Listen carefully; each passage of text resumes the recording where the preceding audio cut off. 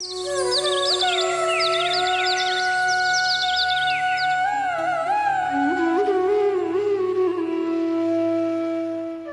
ಬೇರೆ ಬಾಗಿಲು ಹಾಕೊಂಡು ಎಲ್ಲಿಟ್ಟಿದೆ?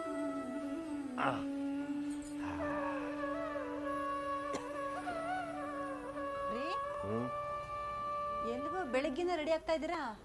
ಅಯ್ಯೋ, ಒಳ್ಳೆ ಕೆಲ್ಸಕ್ಕೆ ಹೋಗ್ಬೇಕಾದ್ರೆ ಎಲ್ಲಿಗೆ ಅಂತ ಅಪಶಕನ ನೋಡಿದ್ ಬಿಟ್ಟಿಲ್ಲ. ಬಿಡ್ತು, ನಾನ್ ಕೇಳಲ್ಲ, ನೀವೇ ಹೇಳಿ.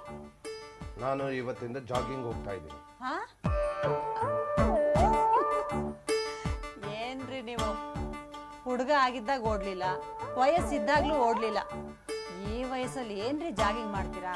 ಲೇ ಸುಶಿ, ಜಾಗಿಂಗ್ ಮಾಡಕ್ಕೆ ವಯಸ್ಸು ಯಾಕೆ ಬೇಕು? ಓಡ್ಬೇಕು ಅನ್ನೋ ಮನ್ಸಿದ್ರೆ ಸಾಕು.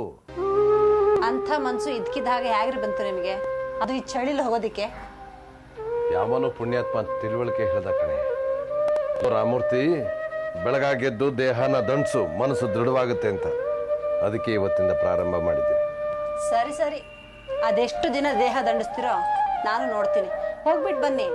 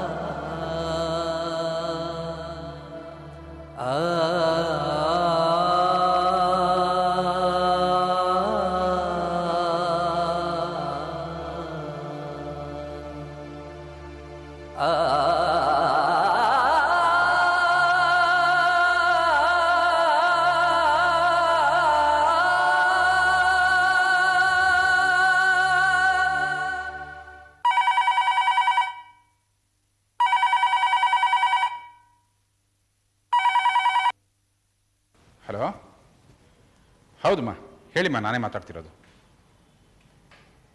ಯಾವಾಗಿಂದ? ಈಗಲೇ ಹೊರಡ್ತೀವಮ್ಮ. ಅವಳು ಕರ್ಕೊಂಡ್ಬರ್ತೀನಮ್ಮ. ಬಂದೆ. ಕಮಲು, ಕಮಲು, ಏನ್ರಿ? ಬೇಗ ನಡಿಯೇ, ಹಳ್ಳಿಗೆ ಹೋಗ್ಬೇಕು. ಯಾಕ್ರಿ? ಪದ್ಮನ್ಗೆ ಹೆರಿಗೆ ನೋವು ಶುರು ಆಗಿದೆಯಂತೆ. ಹೌದೇನ್ರಿ? ಯಾವಾಗ ಶುರುವಾಯ್ತಂತೆ? ಹೀಗೆ ಹೇಗಿದ್ದಾಳೆ? ಯಾವ್ದಾರ ಹಾಸ್ಪಿಟ್ಲಿಗೆ ಸೇರಿಸಿದಾರ ಹೇಗೆ? ನಾನು ಅದನ್ನೆಲ್ಲ ಆಮೇಲೆ ಹೇಳ್ತೀನಿ. ನೀನು ಮೊದಲು ನಿನ್ನ ಮಗನಿಗೂ ಸೊಸೆಗೂ ಹೇಳ್ಬಿಟ್ಬಾ. ಕಮಲು, ಒಂದು ನಿಮಿಷ, ನಾನು ಹೇಳೋದನ್ನ ಸ್ವಲ್ಪ ಗಮನ ಇಟ್ಕೇಳು. ನಾವಿಬ್ರು ಅಲ್ಲಿಗೆ ಹೋದ್ಮೇಲೆ ಅಲ್ಲಿ ಏನೇ ಘಟನೆ ನಡೆದ್ರು ಅದಕ್ಕೆ ನೀನು ವಿರೋಧಿಸಬಾರ್ದು. ನಿನ್ನ ಕಣ್ಣುಗಳು ಏನೇ ನೋಡಿದ್ರು ಅದನ್ನು ನೋಡ್ದ ಹಾಗಿರ್ಬೇಕು. ತಿಳಿತಾ? ಸರಿ.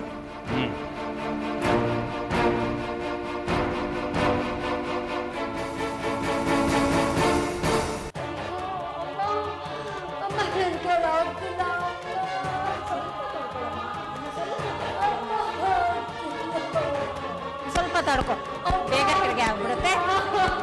ಇಲ್ಲ, ಒಂದ್ ನಿಮಿಷ ಸುಮ್ಮನಿರು. ದೇವ್ರ ಧ್ಯಾನ ಮಾಡ್ತಾ ಇರಿ. ದೇವ್ರ ಹೆಸರು ನೋವೆಲ್ಲ ಕಡಿಮೆ ಆಗುತ್ತೆ. ಇಲ್ಲ, ಒಂದೇ ನಿಮಿಷ, ಇನ್ನು ಸ್ವಲ್ಪ ತಮ್ಮ, ಒಂದ್ ಸ್ವಲ್ಪ ತಡ್ಕೊಳಮ್ಮ ತಾಯಿ. ಗೊತ್ತಾಗ್ಬಿಡಮ್ಮ, ಸ್ವಲ್ಪ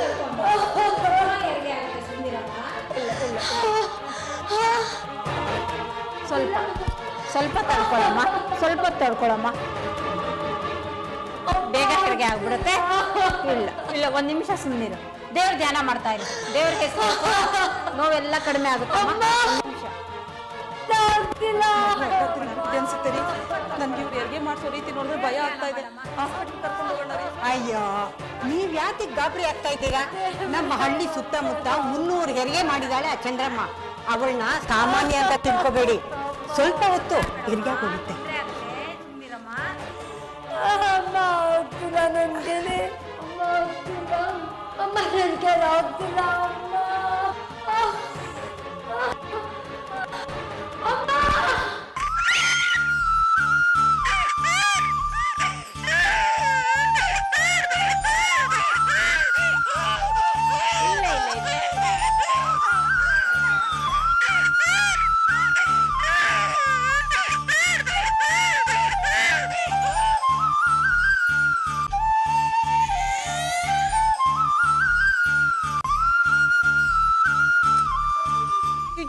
ಅಳಬಾರ್ದಪ್ಪ, ಅಳಬಾರ್ದಮ್ಮ, ಅಳ್ಕಮ್ಮ, ಇಲ್ಲಮ್ಮ. ನೋಡಿ ನಿಮ್ಮ ವಂಶ ಬರ್ಕೌಟಿದಾನೆ. ನೋಡಿ ನೋಡಿ ನೋಡಿ, ನೋಡಪ್ಪ ನೋಡಪ್ಪ. ಅಮ್ಮ ಪದ್ಮ ಹೇಗಿದ್ದಾಳಮ್ಮ? ಹೆರಿಗೆ ಆದಾಗ ಎಚ್ಚರವಾಗಿ ಇದ್ಲು. 2 ನಿಮಿಷ ಬಿಟ್ಟಾದ್ಮೇಲೆ ಅವಳು ಪ್ರಾಣ ತಪ್ಪೋದು. ಹೌದಾ? ಹಾಸ್ಪಿಟ್ಲಿಗೆ ಕರ್ಕೊಂಡು ಹೋಗೋಣ ರೀ. ಅಯ್ಯೋ, ಅದಕ್ಕೆ ಯಾಕೆ ಗಾಬರಿ ಆಗ್ತೀರಾ? ಇದೆಲ್ಲ ಮಾಮೂಲು. ನಾನಿದ್ದೀನಲ್ಲ, ನೋಡ್ಕೋತೀನಿ. ಮಗುನ ಹುಷಾರು, ಶೀತ ಆಗುತ್ತೆ. ಹುಷಾರು ನೋಡ್ಕೊಳ್ಳಿ.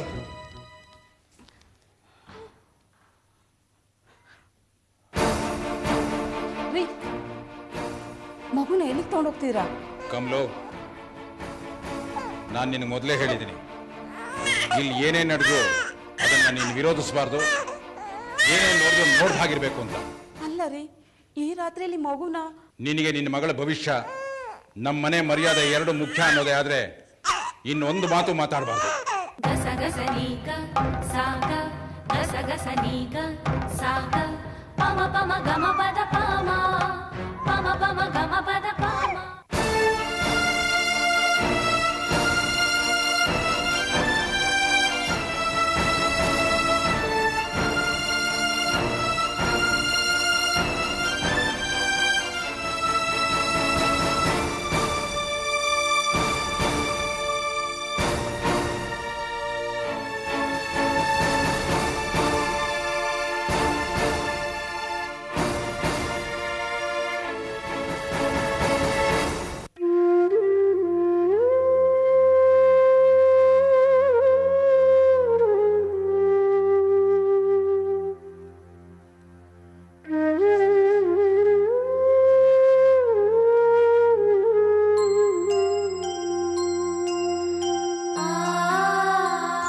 ನನ್ ಕ್ಷಮಿಸ್ಬಿಡು ನನ್ ಕಂದ. ನಿನ್ ತಾಯಿ ಬಾಳು ಬೆಳಕಾಗ್ಬೇಕು ಅಂತಂದ್ರೆ ನಿನ್ ಭವಿಷ್ಯ ಕತ್ಲಾಗ್ಲೇಬೇಕು. ನಿನ್ ತಾಯಿ ಒಂದು ಒಳ್ಳೆ ಮನೆ ಯಜಮಾನಿ ಆಗ್ಬೇಕು ಅಂತಂದ್ರೆ ನೀನ್ ಅನಾಥನ ಆಗ್ಲೇಬೇಕು.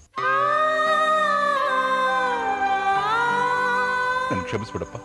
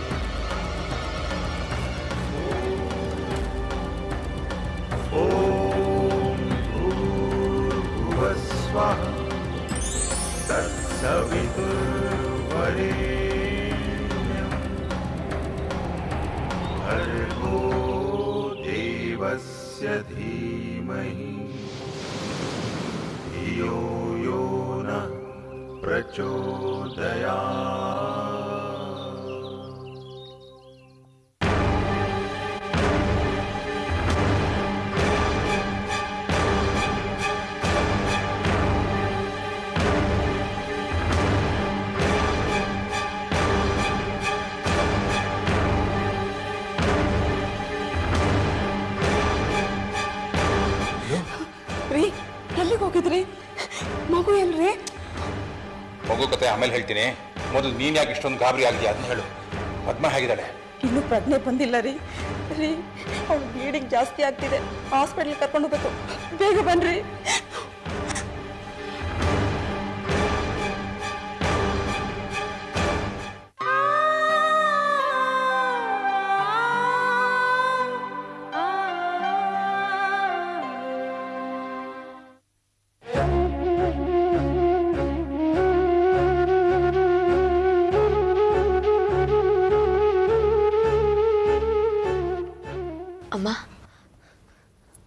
ನನ್ನ ಮಗು ಇಲ್ಲಮ್ಮ.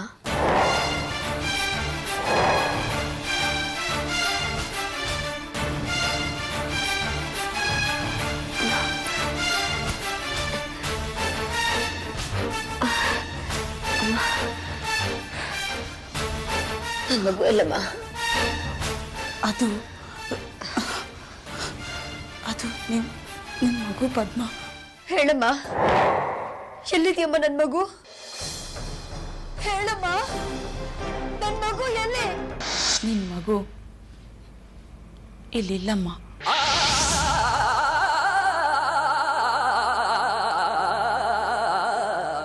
ಇಲ್ಲಿಲ್ವಾ? ಎಲ್ಲಿದ್ಯಮ್ಮ ನನ್ನ ಮಗು? ಹೇಳಮ್ಮ, ನನ್ನ ಮಗು ಎಲ್ಲಿ? ಏನಾಯ್ತು ನನ್ನ ಮಗುಗೆ?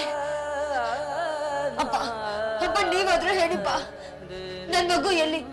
ನನ್ನ ಮಗು ಎಲ್ಲಿಪ್ಪ? ನಿನ್ನ ಮಗು ಇಲ್ಲಮ್ಮ.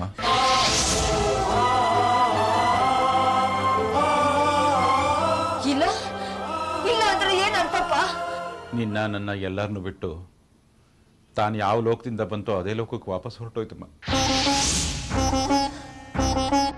ಅಪ್ಪ, ಏನಪ್ಪ ನಿನ್ ಮಾತಿನರ್ಥ? ನಿನ್ನ ಮಗು ಸತ್ತೋಯ್ತಮ್ಮ.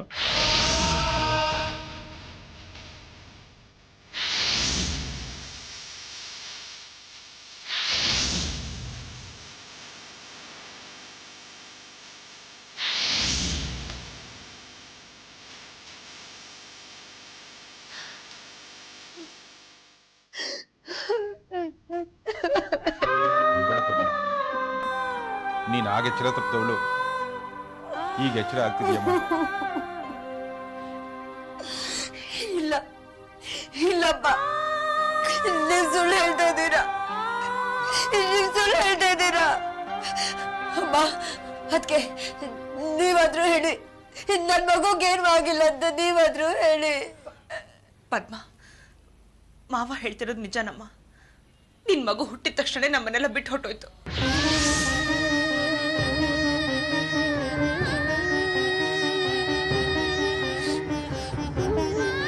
ನಾನ್ ನಂಬಲ್ಲ, ನಾನ್ ನಿಮ್ಮ ಮಾತನ್ನ ನಂಬಲ್ಲ. ನನ್ ಮಗು ಬದುಕಿದೆ, ನಾನು ಅದನ್ನ ನೋಡಿದ್ದೇನೆ, ಅದ್ರ ಅಳುವಿನ ಶಬ್ದ ನಾನು ಕೇಳಿದ್ದೀನಿ. ಅದ್ರ ಅಳುವಿನ ಶಬ್ದ ಇದ್ದು ನನ್ ಕಿವಿಲೆ ಕೈ ಕೊಡ್ತಾ ಇದೆ. ನೀವೆಲ್ಲ ಸುಳ್ಳು ಹೇಳ್ತಾ ಇದ್ದೀರಾ, ನನ್ ಮಗು ಬದುಕಿದೆ, ನನ್ ಮಗು ಬದುಕಿದೆ. ಇಲ್ಲಮ್ಮ, ನಿನ್ಗನ್ಸಿದ್ದು ನಿಜ. ಆ ಮಗುವಿನ ಸದ್ದು ನಿನ್ನ ಕಿವಿಗೆ ಬಿದ್ದಿದ್ದು ನಿಜ. ಆದ್ರೆ ಆ ಮಗು ಹುಟ್ಟಿದ ಅರ್ಧ ಗಂಟೆನಲ್ಲಿ ಸತ್ತೋಯ್ತಮ್ಮ. ಹುಟ್ಟಿದಾಗಲೇ ಆ ಮಗು ಬಹಳ ವಿಕಾರವಾಗಿತ್ತು. ಆದ್ರೂ ಅದು ನನ್ನ ವಂಶದ ಕುಡಿ ಅಂತ ಎತ್ಕೊಂಡು ಮುದ್ದಾಡಿದೆ. ಆದ್ರೆ ಹುಟ್ಟಿದ ಅರ್ಧ ಗಂಟೆನಲ್ಲಿ ಆ ಮಗು ಸತ್ತೋಯ್ತು. ಯಾವ ಕೈಯಿಂದ ಆ ಮಗುನ ಎತ್ಕೊಂಡು ಮುದ್ದಾಡದ್ನೋ ಆ ಕೈನಲ್ಲೇ ಮಗುನ ಮಣ್ಣು ಮಾಡ್ಬಿಟ್ಟು ಬಂದ ನತದೃಷ್ಟಪ್ಪ ನಾನು. ನತದೃಷ್ಟ.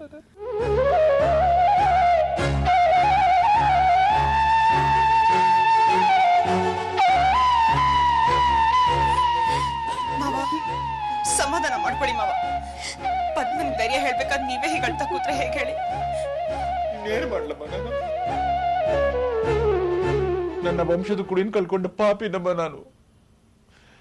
ನನ್ನ ಮೊಮ್ಮಗರು ಕಳ್ಕೊಂಡು ದುಃಖ ನನ್ನಿಂದ ತಡ್ಕೊಳಕ್ ಆಗ್ತಿಲ್ಲಮ್ಮ, ತಡ್ಕೊಳಕ್ಕಾಗ್ತಿಲ್ಲ. ಮಾತಾಡಮ್ಮ, ನಿನ್ ಮನಸ್ಸಿನಲ್ಲಿರೋ ದುಃಖನೆಲ್ಲ ಆಚೆ ಹಾಕ್ಬಿಡೆ. ಹತ್ತು ಬಿಡಮ್ಮ.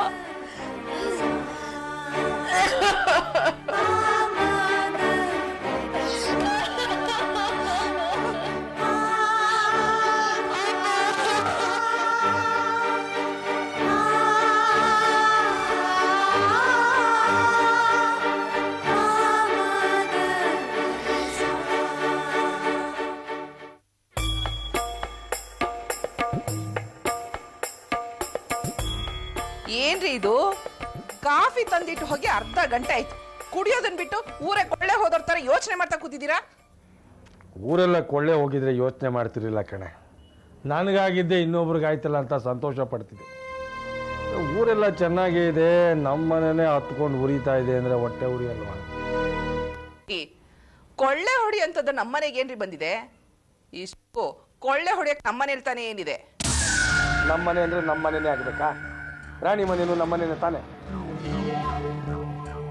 ಪದ್ಮ ಬೇರೆ ಈಗ ಬಂದು ಚಿದಂಬರಯ್ಯನ ಮನೇಲಿ ವಕ್ರಸಿದಾಳು. ನನಗದೇ ಟೆನ್ಷನ್ ಆಗ್ತಿರೋದು. ಅಲ್ಲ ರೀ, ಪದ್ಮ ಆ ಮನೆಗೆ ಬರೋದೇನು ಹೊಸ್ತ? ಅವಳು ಆ ಮನೆ ಮಗಳು, ಆ ಮನೆಯಲ್ಲೇ ಹುಟ್ಟಿದ್ದು. ಈಗೇನೋ 6 ತಿಂಗಳು ಹೊರಗಡೆ ಹೋಗಿ ಬಂದಿದ್ದಾಳೆ, ಅದಕ್ಕೆ ಯಾಕೆ ನಿಮ್ಗೆ ಇಷ್ಟೊಂದು ಟೆನ್ಷನು? ಅಲ್ಲೇ ಇರೋದು ಸಮಸ್ಯೆ. ಇಷ್ಟು ದಿವಸ ಅವಳ ಆ ಮನೇಲಿ ಇದ್ದಿದ್ದಕ್ಕೂ ಈಗ ಆ ಮನೆಯಲ್ಲಿ ಇರೋದಕ್ಕೂ ತುಂಬಾನೇ ವ್ಯತ್ಯಾಸ ಇದೆ. ಆಗ ಅವಳು ಆ ಮನೆಗೆ ಬರೀ ಹೆಣ್ಮಗಳು ಮಾತ್ರ.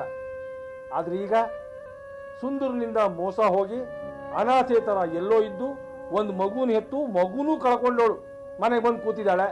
ಚಿದಂಬರಯ್ಯನಗಳ ಮೇಲೆ ಸಿಂಪತಿ ಬರದೇ ಇರುತ್ತಾ? ಇರ್ಲಿ ಬಿಡ್ರಿ, ಮಗಳ ಸ್ಥಿತಿ ನೋಡಿ ಅಪ್ಪ ಅಯ್ಯೋ ಅನ್ಬಾರ್ದ? ನಿಮ್ದೊಳ್ಳೆ ಕತೆ ಐತಿಲ್ರಿ. ನಿನ್ನ ತಲೆನಲ್ಲಿ ಜೇಡಿ ಮಣ್ಣಾದ್ರೂ ಇದ್ರೆ ಅದನ್ನ ಒಂದು ಶೇಪಕ್ಕೆ ತರಬಹುದಾಗಿತ್ತು. ಇರೋದು ಅದಕ್ಕಿಂತ ಕಡೆ. ಸ್ವಲ್ಪ ಯೋಚನೆ ಮಾಡೆ. ಸಂಧ್ಯಾ ತನ್ನ ಆಸ್ತಿನೆಲ್ಲ ವಾಪಸ್ ಕೊಟ್ಬಿಟ್ಟಿದ್ದಾಳೆ, ಅದು ಚಿದಂಬರಯ್ಯನ ಹೆಸರಲ್ಲಿದೆ. ಪದ್ಮ ಬಂದಲ್ಲಿ ಒಕ್ಕಿಸ್ಕೊಂಡಿದ್ದಾಳೆ. ಚಿದಂಬರಯ್ಯನಿಗೆ ಅವಳ ಮೇಲೆ ಸಿಂಪತಿ ಬೇರೆ ಇದೆ. ಅವಳ ಸ್ಥಿತಿ ಕಂಡು ಮನಸ್ಸು ಕರಗಿ ಆಸ್ತಿನೆಲ್ಲ ಅವಳ ಹೆಸರಿಗೆ ಬರೆದ್ಬಿಟ್ರೆ ನಮ್ಮ ಗತಿ ಏನು? ಅಯ್ಯೋ ಹೌದಲ್ವೇನ್ರಿ? ಆಮೇಲೆ ನಮ್ ಗತಿ, ನಮ್ ರಾಣಿ ಗತಿ ರೀ, ಅದಕ್ಕೇನಾದ್ರೂ ದಾರಿ ಹುಡುಕ್ರಿ, ಯೋಚನೆ ಮಾಡ್ರಿ. ನೀನು ಕೊಟ್ಟು ಕಾಫಿನೂ ಕುಡಿದೆ, ಅದನ್ನೇ ಮಾಡ್ತಾ ಇದ್ದಿದ್ದು. ಒಂದೆಲ್ಲ ಡಿಸ್ಟರ್ಬ್ ಮಾಡ್ಬಿಟ್ಟೆ. ಆಸ್ತಿ ಚಿದಂಬರಯ್ಯನ ಹೆಸರಲ್ಲೂ ಇರಬಾರ್ದು, ಪದ್ಮನಿಗೂ ದಕ್ಕಬಾರ್ದು, ಶಂಕರನಿಗೂ ಸಿಗಬಾರ್ದು. ಎಲ್ಲ ಆಸ್ತಿ ನಮ್ಮ ಮಗಳು ರಾಣಿ ಹೆಸರಿಗೆ ಬರಬೇಕು.